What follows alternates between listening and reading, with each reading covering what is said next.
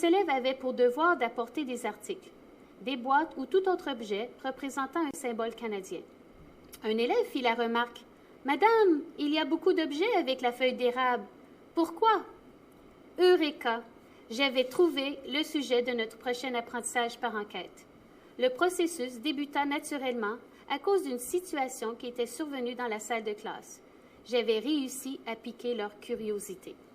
Les élèves m'ont bombardé de questions. Ils comprenaient que les animaux tels que l'ours polaire, l'orignal, le castor étaient des symboles canadiens. Mais pourquoi la feuille d'érable? Cette question initiale nous a permis d'entamer un cercle de connaissances. Tous assis, j'ai demandé aux élèves de réfléchir à cette question avant d'entamer avec eux une discussion ouverte. D'abord, ils ont partagé les questions avec un voisin et par la suite, nous en avions discuté ensemble.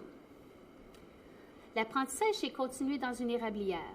Cette visite au musée au Parc Vanier fut une expérience enrichissante. Nous avons visité le musée, l'érablière et la cabane à sucre. En premier lieu, nous avons commencé notre apprentissage avec la directrice du musée, Jannick. Elle présenta des artefacts utilisés pour la cueillette de la sève tout en expliquant les étapes de la transformation du sirop d'érable. Lors de la présentation des différents outils utilisés par les Amérindiens et les hommes blancs pour la fabrication de la tire, les élèves écoutaient attentivement et désiraient en connaître davantage. À plusieurs reprises, ils posèrent des questions. Les élèves pouvaient mieux comprendre parce qu'ils pouvaient voir les objets dans une situation authentique, plutôt que sur une photographie. Par la suite, nous avons marché dans l'érablière. Les élèves couraient d'un arbre à l'autre pour voir la sève dans les seaux. Ils goûtaient à l'eau d'érable. Les élèves remarquèrent que certains arbres avaient plusieurs seaux, tandis que d'autres n'en avaient qu'un. Nous avons fini la visite de la cabane à sucre avec une délicieuse dégustation de tire.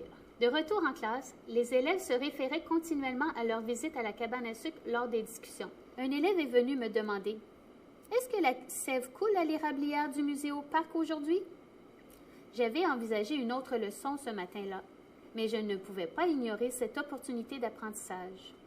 En consultant le site Météo Média, nous avons noté la température de la nuit et celle de la matinée. Plusieurs élèves se rappelaient que la sève coule quand il y a une différence de température entre le soir et le jour. Cette activité touchait l'attente, représenter et interpréter les résultats d'une collecte de données primaires. Aussi, grâce à l'achat des 2 bouteilles de sirop, nous avons dégusté le sirop pâle et foncé.